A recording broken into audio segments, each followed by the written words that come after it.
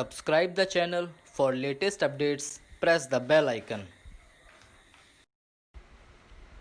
Get ready for the dictation at the count of 3, 2, 1, start.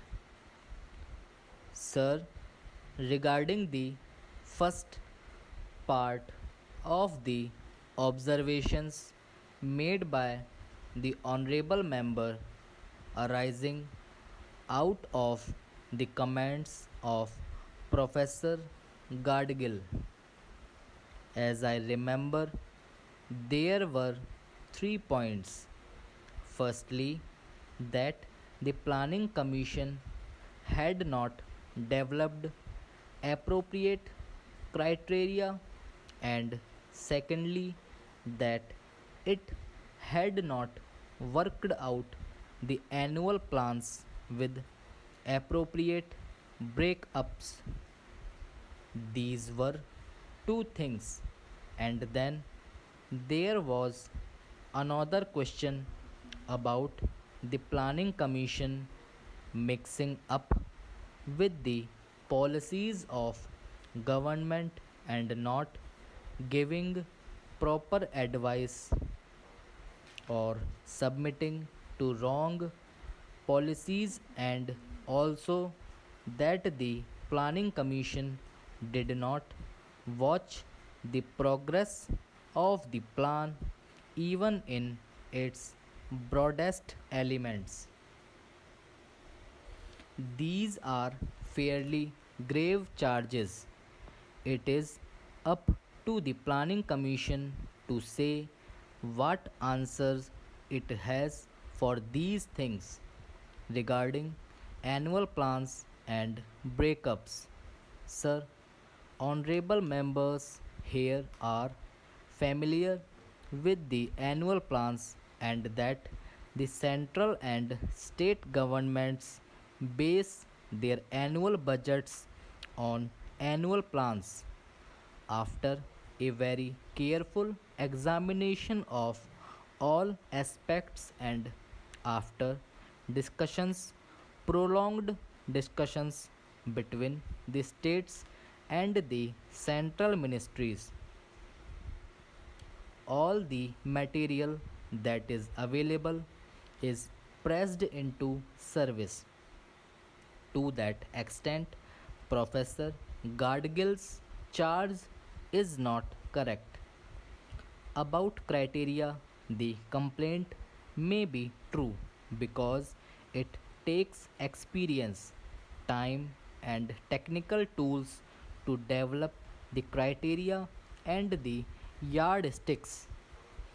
Though we have made some progress in this direction since the first plan was got ready, I do not think that we can be or should be satisfied with the progress that has been made. Regarding the other thing, the question of watching progress by the Planning Commission, even in general terms, and that it was not able to check certain gross errors and distortions that may be taking place. Well, I cannot vouch for the Planning Commission having done its part in this respect adequately and correctly, because I have in mind a certain aspect of the duties and responsibilities of the Planning Commission about which there cannot be complete justification.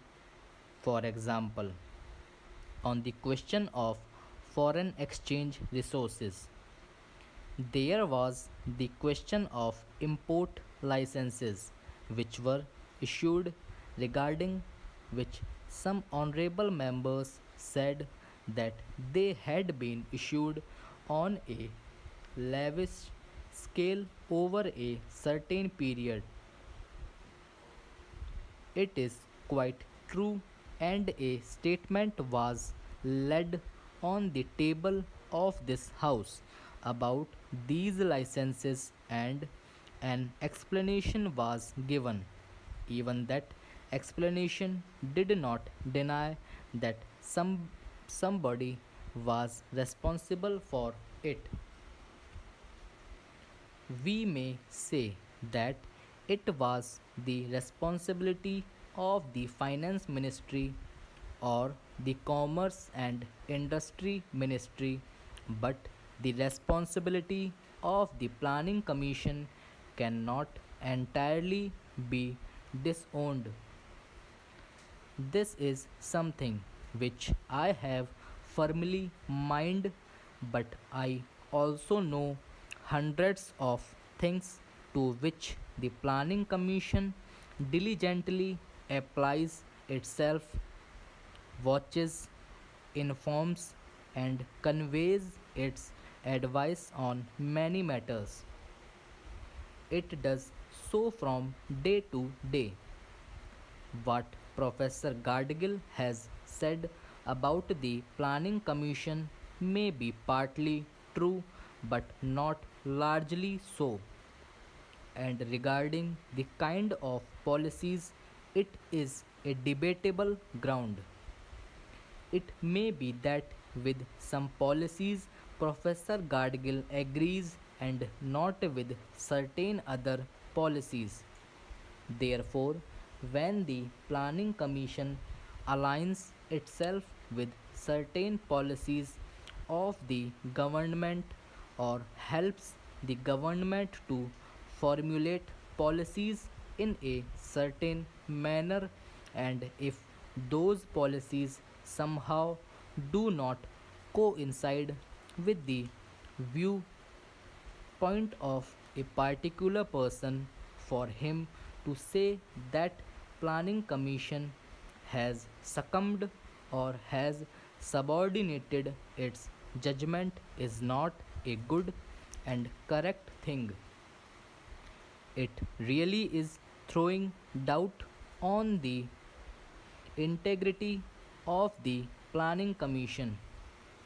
Sir, the Honorable Member quoted from an article by Professor Galbraith and observed that the socialism to which this government is committed in this country is illusion. He is not a protagonist of socialism himself, and he explained those aspects. That is, we here in India have much less of regulation of the economy than is the case in countries which have no plans at all. We are unable to direct our economy even to the extent as is being done in countries which do not lay any claim to socialism. That is the main content of Professor Galbraith's article. For what purpose he said that is not the question here. He said that in advanced countries they have tools and instruments for controlling and directing the economy on lines compatible with certain objectives. It is true that we have not got all these tools and instruments sufficiently well developed in this country. The Honorable Member Mr. Dave said that fiscal and credit regulation would not suffice for fulfilling plans of this size, magnitude, and complexity. That is perfectly true. Not that we have no instruments, that we have some instruments, but as far as I can judge, they are not adequate.